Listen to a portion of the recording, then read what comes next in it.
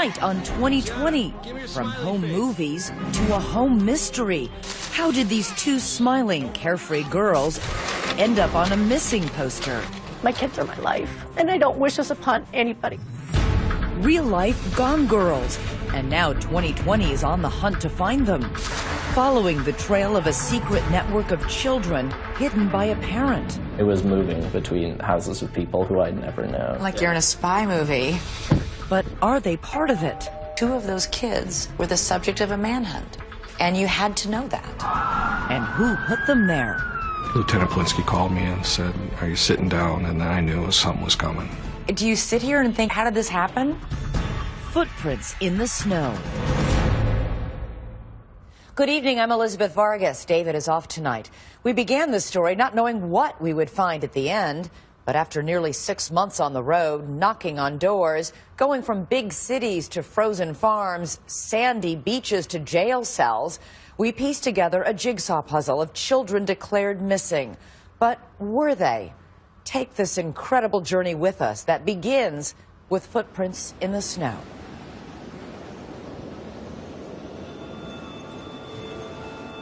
It is 7 p.m. on a 30-degree April evening in the suburbs of Minneapolis. A spring snowstorm has blanketed the roads.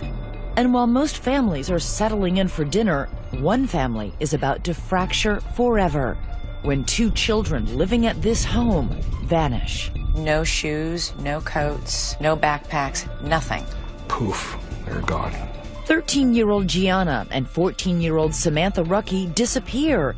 The only trace, footprints in the snow. But oddly, there is no manhunt to find the girls, no police press conference. How can two children in the state of Minnesota be gone and no one knows where they are? Their parents are embroiled in an ugly divorce and custody dispute, but they insist they are united in their desperation for the girls.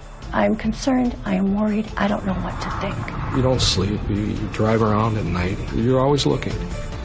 Where did they go? Who are they with? And why does our journey begin by asking questions to their mother inside the Ramsey County Jail? Did you have anything to do with your two daughters running away? No. Do you sit here and think, how did this happen? Clean record, never had Clean a problem. record, and here you are in jail on $1 million bail? What's going on? I have no idea. This shouldn't be what happens in a divorce. This divorce is more like guerrilla warfare than a legal proceeding. Exhibit A, these 24 boxes, crammed with reams of motions, appeals, and rulings. Divorce on steroids, that would be a good word for this. But for every documented grievance in this harrowing tale, there is documentation, too, of the good times. Look at this, Nick! You got 20 years worth of home movies featuring both the Ruckeys in starring roles as an affectionate, feisty couple. You're figuring it out now? Shut up, it just ran on. And doting, loving parents to their 5 children. Dad, it's my birthday! Nico, Samantha, Gianna, Nia, and Gino. It sounds like a busy home. They are wonderful. It was my dream. I loved being a mom. They make their home in Lakeville, Minnesota, a suburb of Minneapolis. David ran a multi-million-dollar trucking business. Sandra worked as a flight attendant and eventually competed in local beauty pageants, using her nickname Sam. Good evening and welcome. Proudly representing Lakeville, I'm Sam Ruckey. In her spare time, she likes cooking Italian, flying airplanes, and staying fit. But David agrees that family came first for Sandra. There's Mom. Hi, Dad. A loving, energetic mom. There was a bird flying? Yeah. Oh, there it is. She was a great mom. Very attentive to her kids. Come on, Nico. Their oldest son, Nico, loves hockey and theater. He was my first, so of course he was spoiled. Hi, Nico. The 2 oldest daughters, Samantha and Gianna, are close and take care of their younger brother and sister. Samantha, she's beautiful, she's smart, she's outgoing. Gianna's very artistic, loves like animals. But this story is about what Sandra claims is not captured on home video. She says despite those smiling faces, there was a shocking, ugly secret in the family. Years of emotional and physical abuse by David. What would he do? Throw things, hammers at me, If he got mad, there was black eyes, there was broken ribs. We had to lock ourselves in the bedroom because we were scared. We just didn't know how his behavior was going to be from one day to the next. During all those years during the marriage, did you ever take any photos, ever seek medical help? We had photos and we had police reports that prove it. And she claims David didn't just target her, but went after the children, too. How often did that happen? Once is more than enough. It happened a lot. After 20 years of marriage, Sandra says she reaches her breaking point and finally files for divorce. She says, frightened for her life, she also gets an order of protection against David. And then she calls police on him at least 20 times, claiming he continuously violates it. He broke into the house, came running up the stairs, jumped onto the bed that I was at, started choking me, and then took a pillow and started suffocating me. The children, now ages 8 to 14, remain in Sandra's custody and refuse to even see David, rebuffing all of his attempts to connect. It's your dad. Call me. I would like you to call me back. Call me. With his children ignoring him, his frustration mounts. He leaves this message after finding out his oldest son, Nico, dropped out of his longtime sport. Do yourself a favor. Get your ass back in hockey. The family court judge, David Knutson, appoints an advocate for the children and several therapists trying to facilitate a relationship with their father. But the children say they don't want one. David's oldest son, Nico, takes to Facebook, writing, "My dad is a bad person. He is abusive verbally and physically." Gianna and Samantha make audio recordings to support what their mother says. This is Gianna Rucky's voice. Being in the same house as my dad, things were really bad. He was abusive. He had anger issues. He'd always be screaming and yelling. Her sister Samantha goes even further. He's choked, slapped, and hit her and verbally abused my mother throughout their marriage. And he's lost on us kids a number of times. Sandra says the children even beg the judge directly to remain with their mother. But the judge determines thus far there has been no evidence of abuse. And based on the findings from a psychologist he appointed, that it is Sandra who is the real problem here. That the children are showing signs of parental alienation syndrome, meaning the reason the children are adamantly opposed to seeing David is not because he's abused them or their mother, but because Sandra has brainwashed them. I've never done anything but be there for my children. My kids are my life.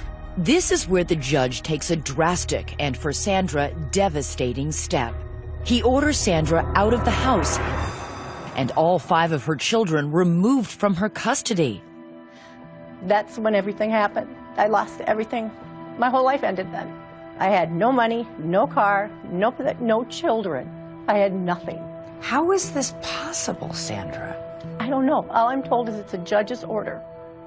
There was no findings that I ever hurt the children, that I ever abused them, that I ever neglected them, that I ever did anything to them. David's sister Tammy becomes the children's temporary guardian. She moves into the Rucky home to take care of them, but the 2 oldest girls, Samantha and Gianna, are having none of it. They came in, they were looking at the house, and then they went upstairs, and when they went upstairs, I heard her ringtone, a music ringtone. I thought, okay, maybe they have a phone. Tammy goes downstairs to the basement, thinking nothing of that call or who might be on the other end. Just 20 minutes later, the girls are gone. Then I called 911. Next, where did they go? Who was on the phone? Did you think, where might my 2 daughters have gone? Could they have entered a hidden world? A network operating outside the court system? For vigilante parents taking the law into their own hands? And what does their father have to say about all this? Stay with us.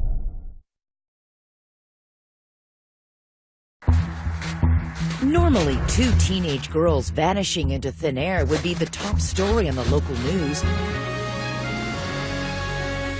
But that's not the case here in Minneapolis. There is no Amber Alert, no search parties combing the woods. Sandra, separated from her children by court order, says she finds out her daughters are missing from her attorney. What was your reaction? What any mother's reaction would be. I'm concerned, I am worried, everything was going through my mind. When Sandra's ex-husband David finds out his daughters have disappeared, he is terrified. What was your biggest fear? I mean, these are young girls. You don't want them hitchhiking. We live by a truck stop. You think of all these terrible scenarios. And David says he becomes consumed with bringing his daughters home, that he would never abuse them, and that all of Sandra's allegations against him are completely false. Have you ever raised a hand against Sandra or your children? Have you ever struck them? No. Have you ever physically abused them in any way? No. I'm a big guy. I kind of come across aggressive, but I never pushed myself upon her. I never did a thing to my children. Do you have a problem with anger? Not anger, it's frustration. Is it possible that there was something in your body language or the way you were speaking that scared Sandra or the children?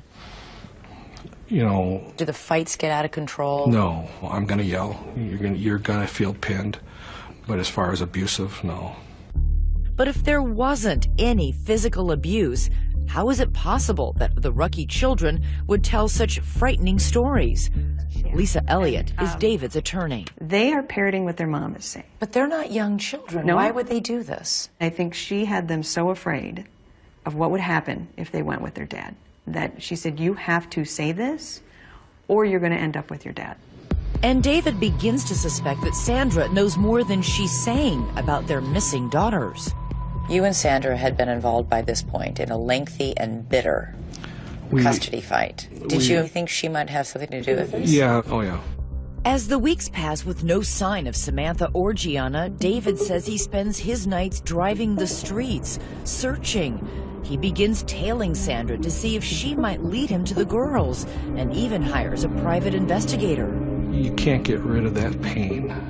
It never goes away. My mother, mostly, would say, prepare yourself. Prepare yourself for what? If you never find the girls. How? I couldn't stop looking. The same cannot be said for Sandra, who appears to go back to life as usual, hopscotching around the world as a flight attendant, popping up on Facebook at an NHL finals game, and lounging on a boat with friends. Did you call the police? I had an order not to contact the police. You have a right to contact the police Really? if you're a victim of a crime or if you're I have a court in order danger. from Judge Knutson that I am not to contact the police. But this court order directly contradicts that, specifically stating that Sandra should report any information she has about the girls' whereabouts to authorities. So you did nothing when you found out they were missing then? Okay, I guess if you're in that situation where you've been stripped of everything related to your children, you don't know what to do. If one of my children went missing, I'd be out there with a sandwich board saying, find my child. The courts had completely tied my hands. 1 month after the girls' disappearance, there is a bizarre twist in the story. They show up, but in a place no one expects. The Rucky girls say they want to be heard. On local television. They met with us at a hotel. We don't know who brought them here. The local Fox 9 station airs this story, and right there, sitting in front of the reporter, are the two missing Rucky sisters. I'm just really scared it's going to end really badly. And once again, they back up what Sandra has been saying. He was abusive. Really. In what way? Emotionally, verbally. I mean, our mom was always our protector, but now there's no one there to protect us. I was glad to see my girls. But, what I was hearing coming out of their mouths was hard. And as quickly as you can change the channel, the girls are gone again, vanishing back into the night. Months pass. Their faces appear on the missing and exploited children's website and on thousands of plastic bags distributed in northern Minnesota. The search continues for the Rucky girls. Their parents' epic divorce drags on until the judge finally makes his ruling. In a painstaking 60-page order, he drops a bombshell, awarding full custody of all 5 children to David, writing of Sandra's allegations of abuse that the court has not received any evidence to support her very serious allegations. He went on to say Sandra refused to cooperate with any of the professionals appointed in this case. For David, it is total vindication. 17-year-old Nico, 13-year-old Nia, and 10-year-old Gino return to their father's care. And while David works to mend his fractured relationship with them, his 2 missing daughters are no closer to being found. How were the three children reacting to the absence of their sisters? Were they worried? This was a big-time white elephant in the room. It just, you know, it was always something that was just there.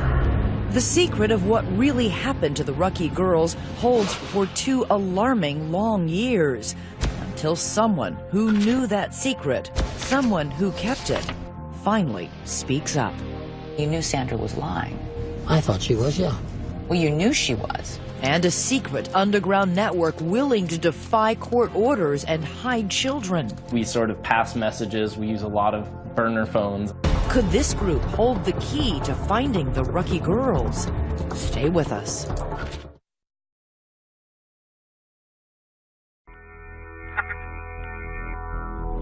From the moment the 2 teenage Rucky girls vanished, police suspected their mother, Sandra, was lying. At any point, did you tell your children to run away from home? No. You never encouraged any of your children? How can I encourage my children to run away? I've had no contact. Police suspected that not only did Sandra have contact with her girls, she also had help hiding them from a secret underground network of people willing to defy court orders and conceal children. Damon Dumas knows all about defying court orders. He went into hiding when he was 14 years old, using a loosely organized group of safe houses to escape life with a father he says was abusive. My mom actually made sure that she wouldn't know where I was going. Mm-hmm. She handed me off to someone she trusted, who handed me off to someone else that she trusted. Who was taking care of you? Whoever I was with was taking care of me. Were they strangers? They were all strangers, yeah. I was moving between houses of people who I'd never known. It'll be someone who maybe hears about me and says, hey, well, if Damon ever needs someone to stay with, he can stay with me. And we sort of pass messages. We use a lot of burner phones. Burner phones? You sound like you're in a spy movie. Well, in a lot of ways, that's what it felt like. So how often do you come out to the beach now? While on the run, Damon says he lived in around 10 different homes, never staying anywhere long. During that time, he made videos and posted them on the internet. And I'm turning 16 tomorrow. But instead of a birthday party with my friends, I'm in hiding. But this life in shadows came at a steep price. Did you go to school? Actually, I did not, and that's something that I sort of regret, because I ended up, when I got out of hiding, I had to go back a year in high school. What did you do with your days? I played video games. Honestly, I had no one to talk to. Were you homesick? Absolutely. Absolutely, every day. Those days turned into months, and instead of getting easier for Damon, life got more difficult. I called my mom and I said, I don't know how much longer I'm going to make it. Because I was considering suicide at that point. It had been very long in hiding. In those videos, Damon discussed the abuse he says he suffered. I told police about this. I told psychologists. I even told a judge. And yet somehow it was all covered up in lies. Today, Damon is an activist working with an organization called the Women's Coalition. He blames the court for forcing him into his life on the run, even though Damon's father strenuously denies ever abusing his son, and a judge agreed there was no credible evidence to prove it happened. He said that whether or not I was being abused, my mom had to stop talking about abuse. And that Why would a judge do that if he really thought you were being abused? Because what people don't understand is that this is not something that is a one-time case. This is not something that happened to me. This is systemic. And the internet is teeming with videos of mothers who say they too have been victimized by family courts after they reported their allegations of abuse. As a mother, you try to protect your son, and that was my biggest mistake. I cried wolf when Children need to be believed. The courts forced my children to go on visitations. I am seeking justice. It is okay to protect our children. If you're a mother and you allege child abuse, your odds of losing custody are extremely high. Joan Meyer is a law professor at George Washington University who studies family courts. Her research has turned up some surprising and, in her mind, troubling results. If you raise abuse, especially child abuse, you've got to make a very strong case. If you can't nail it, not only will you lose custody, you may lose all access, because the assumption will be that you have poisoned your child's brain with these ideas. Sandra says this is exactly what happened to her. So, did her daughters run away to protest a family court ruling like Damon Dumas? That's what Brandon Stahl, a reporter at the Minneapolis Star-Tribune, wanted to find out. On the 2-year anniversary of the girls' disappearance, he decides to write a story. I wanted to know if the girls were okay and if I could find them. He didn't find the girls, but he did find this man, Dale Nathan, a diminutive 81-year-old who has spent years working as an attorney in custody cases. Dale had his legal license suspended after he refused to reveal where one of his clients was in hiding with her child. He is a fervent supporter of Sandra. Dale is somebody who believes to the bone that the family courts in Minnesota are corrupt. The story Dale tells is a doozy. He says he was with Sandra on the night her daughters ran away. He says Sandra and he were driving around in Sandra's car when she took him to this field, just blocks away from the Rucky home. We drove with Dale to that spot. Now this is about the area right back here where Sandra stopped. He showed us where they pulled over. That's the one we want to take. So you stopped, you parked, you waited? And after about 20 minutes, the 2 girls came running across that little field. They got into the car, and then Sandra started driving. The 4 of them drove around back roads for more than 2 hours. She kept saying, oh, the Lakeville police, they're going to find us.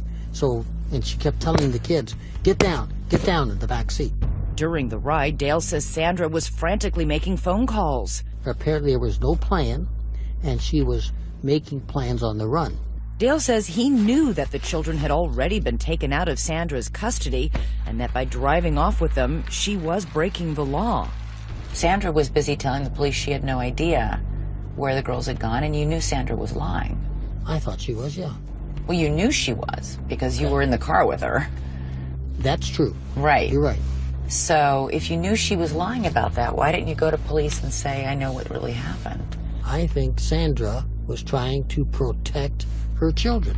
I wasn't going to betray that. Dale insists he couldn't help even if he wanted to. He doesn't know where Sandra ended up taking the girls. After hours of driving around with him, she dropped Dale off at a truck stop and then drove away with the girls still in her car. Last April, the Star-Tribune published Brandon Stahl's story, and one reader in particular was riveted. What did you think when you read the account of Dale Nathan? Dumbfounded. We're like, this is completely validates everything you suspected. Everything. At that point, we knew Sandy was involved. And now police know too. They arrest Sandra and charge her with 3 felony counts of deprivation of parental rights. She's thrown in jail on $1 million bond. But the mystery remains, where are the girls? 1 month after Sandra's arrest, there is stunning news. Lieutenant Polinsky called me and said, are you sitting down? And I knew something was coming. Next, the Rucky girls found at last. But where have they been? Who took them in? We're on our way to find out. And you may be surprised by what we find behind this door. Stay with us.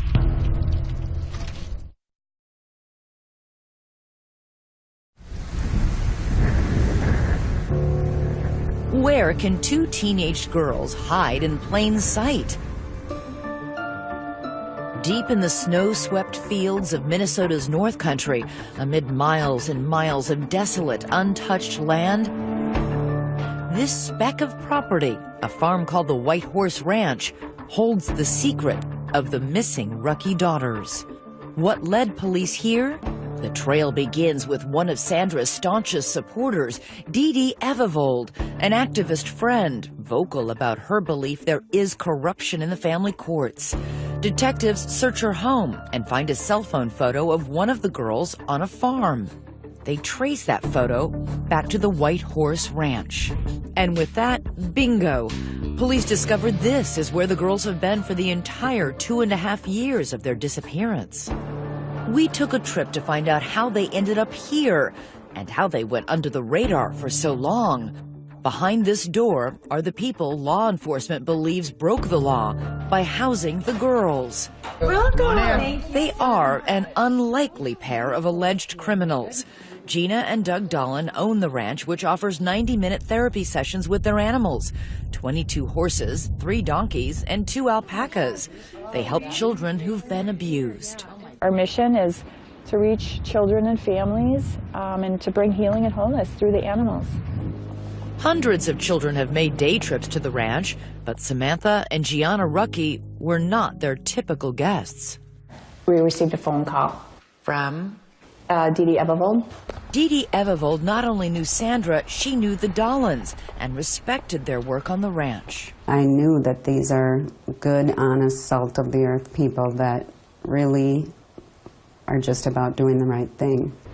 She just said that they needed a temporary place and that they were working through a court case. So you thought they were coming for 3 days? That's correct. 3 days isn't a big deal. The Dolans say it was Sandra, along with Dee Dee, who dropped the girls off at the ranch one night with no more than the clothes on their back. Then Sandra left and never returned. Days turned into months, and then astonishingly, years. I don't understand how 3 days turns into 2.5 years. I don't know if I can even answer that question. This is where the Dolans' attorney, Travis Kyle, steps in, because the Dolans, along with Dee Dee Evervold and Sandra, are now facing felony criminal charges for their role in the girls' disappearance. At this point, there's certain information we just can't disclose. But they can say that in that long period of time, the Dolans never saw Sandra again. They spoke to her by phone only a handful of times. And it was always from a track phone, so there was never a way of connecting with her. And then would speak to the girls? No. No. She didn't want to. I mean, she was very concerned about them and tell them that I love them. I almost feel like she knew that they were safe here. Don't you think that's a little weird? Mm-hmm. We run into a lot of weird stuff here. While the Rucky girls are away from everyone and everything they know, communing with the alpacas, 3 hours south, their fathers scoured the earth for any sign of them. Why did you keep them here, despite the fact that you knew a parent was looking? I wouldn't say that we kept them here. We allowed them to stay. They could have left at any time. They didn't want to leave. But didn't you know that people were looking for these children? I can't answer that. Not at this time. Our choices were to put them out on the street or give them a place to live. And we did not want them out on the street. They told you they would continue to run away if they were forced not to going return to their back father? there.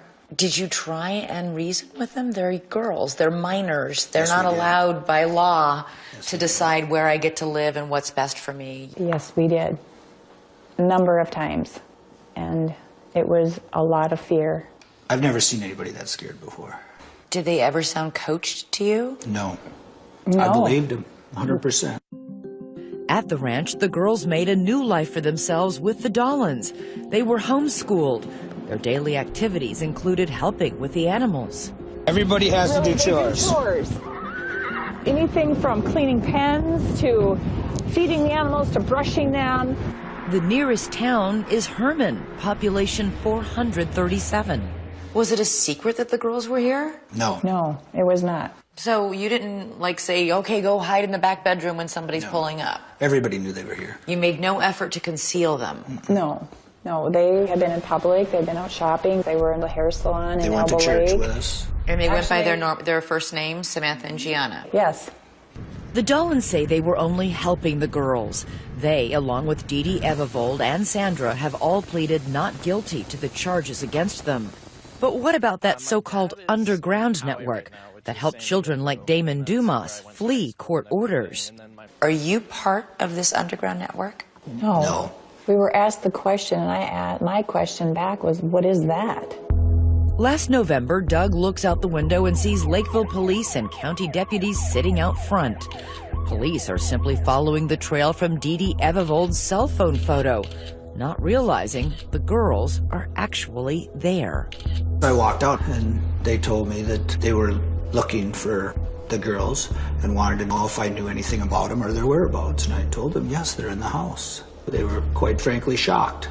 The Dolans say the girls were devastated. Is that the last time you saw them? Yes, it was hard. So what would you say to them if they were watching this? We pray for them every day, and we love them. And we want what's best for them, truly. But did they do what was best for them?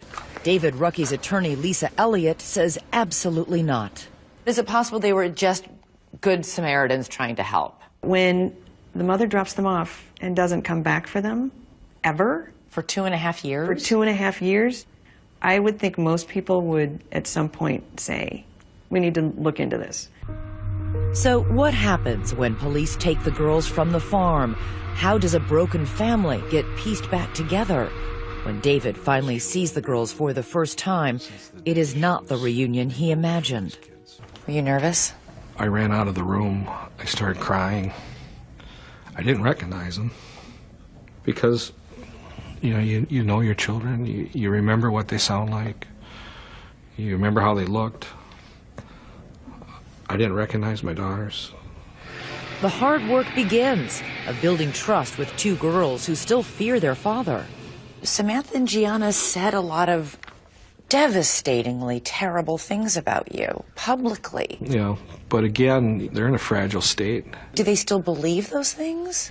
I don't know. We don't get deep into things along that lines. We're moving forward. While the girls may not be recanting their accusations against their father, their big brother is. Coming up, I'm done playing a pawn. Sandra's own son is turning on her. And now that her supporters are revealing her role in the girl's disappearance, what will she say when we confront her? You sat right here and spent half an hour telling me you hadn't seen or spoken to your daughters. If you were lying to me about that, what else might you be lying to me about?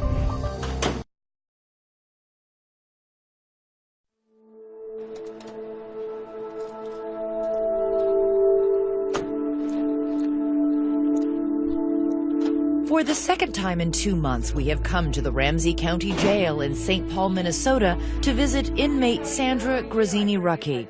She is still here, awaiting trial on felony charges that she hid her daughters from their father for 2.5 years. Surprised you're still here? Yeah, very surprised. When we first spoke to Sandra, she told us she wasn't involved in the disappearance of her daughters. Did you have anything to do with your two daughters running away? No. You didn't know where they were these last 2 years? After nearly 6 months of our 2020 investigation, we've explored that loosely organized underground network of activists hiding children in nasty divorce cases and tracked down every key player in the Rucky case. The Dollins, Dee Dee Evivold, Dale Nathan, all supporters of Sandra's who say they weren't part of any network, but who authorities say helped her hide her daughters for 2.5 years. Dale Nathan said that he was with you when your two daughters jumped in the back seat without shoes or coats, and then you drove off. This is that is true? related to the trial. Yeah, that'll all be talked about at the upcoming trial. I can't comment on anything related to the trial. You Well, know that. all I'm telling you is you sat right here and spent half an hour telling me you hadn't seen or spoken to your daughters. And I've now spoken to 3 people who tell us, in fact, that's a lie. So if you were lying to me about that, what else might you be lying to me about? I can't discuss anything regarding the trial. I just can't. While Sandra is now suddenly not talking about her case, her attorney Michelle McDonald hints at a possible defense, saying if Sandra truly believed her children were in danger, she was free to break the law to protect them. They have to prove beyond a reasonable doubt that she didn't have a reasonable belief that her children needed protection. Which makes those allegations of physical abuse during the marriage so important. If those claims are true, then a jury perhaps could forgive Sandra for what she did. And from the very beginning, she has assured us that there is indisputable evidence that her husband, David, was violent. Did you ever take any photos, ever seek Yes. medical help? We had photos and we have police reports that prove it. So confident, so certain. And yet, I'm asking for any of the documentation that you assured us existed to corroborate what you're telling us. And we can find none of it. But it does exist. It really does exist. Where is it? It was with my attorney. You don't have any of those records. They're in boxes. But do you have them? Do you know what's in those boxes? You have the all the other police attorney reports, you have gave everything. the police reports. You have everything. Yeah, yeah. And I will turn them over to you. So we head to Michelle McDonald's law office for an appointment with those boxes. Okay, so here they are. This is Sandra Grazzini-Recky's basically divorce case.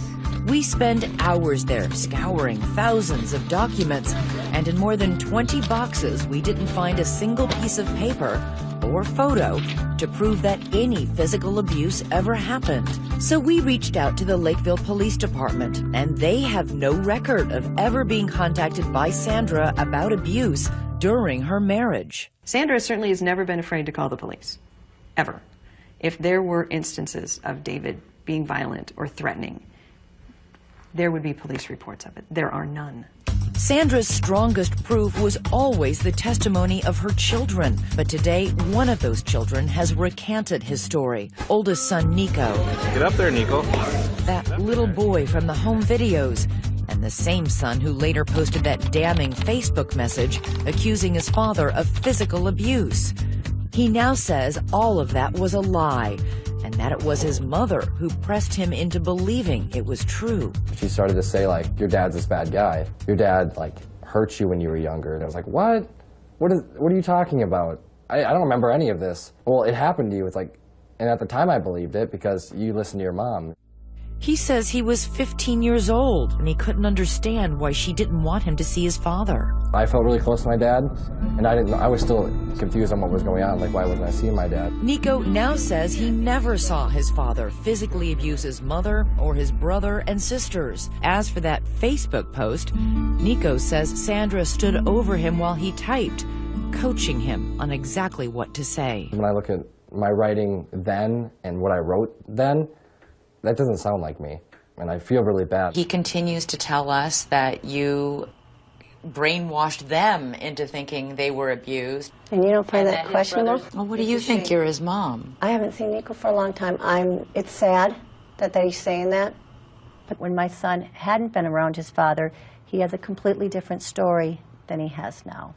Did you somehow convince your own kids that their dad was abusing them? No. No. To this day, she says she stands by every decision she has made, every battle line she's drawn, every consequence she and her children have suffered. The two daughters, they spent 2 years working on a horse farm. They didn't go to school. You don't think I think about all these things? I know what these kids have been put through. But it wasn't me who put these through. This was the system that put them kids through this. David and his attorney, Lisa Elliott, say this was never about keeping her children safe. Sandra, they say, wanted revenge. She was out to destroy him for whatever reason, and I don't think she cared what she destroyed in the meantime. Do you think you will ever be reunited with your children? Yes. You do? Yes. Yes. I believe this will be turned around. Perhaps, but it will take more than a court order to do that. It is painfully clear as you watch her son Nico struggle with the simple question, does he still love his mother? I want to say no, but she's my mom. She just doesn't feel like a mom. Next, how are the girls adjusting to their new lives in their old home with their father? Stay with us.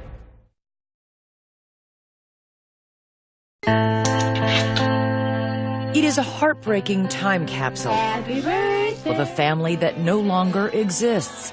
Happy New Year! Woo! Happy New Year! Oh my God, I haven't seen them in years. Where'd you find pictures? My babies. Sandra, are you making any comment today? Sandra is now out of jail. She was released in February after 130 days behind bars. I do appreciate the air and the sun. I will say that. But she says there was no cause for celebration. I'm in a prison without the bars, is what I'm in now. Because as part of her release, Sandra is not permitted to have any contact with Samantha and Gianna. She is allowed to see her other children with conditions. As for the girls, David says they are happy to be home and doing well. They rang in the new year and a new life together on their first family vacation in years. David asked us to obscure the children's faces to give them privacy. Samantha and Gianna are back in their high school and are getting good grades. Samantha has her driver's permit. And it might surprise you, to hear how David sees his family's future. Will you fight her ability to see the children? This is my children's mother. It's important that they have a mother. Sandra is slated to go on trial this coming July. Let us know what you think about her claims and what the Dollins did at that farm on our Facebook page and Twitter. Use the hashtag ABC2020. Domestic violence is a serious issue, and there are many people, parents and children, who need help. If you know of someone who does, go to our website for a list of resources. And that is our program for tonight. I'm Elizabeth Vargas. For David and all of us here at 2020 and ABC News, have a great weekend.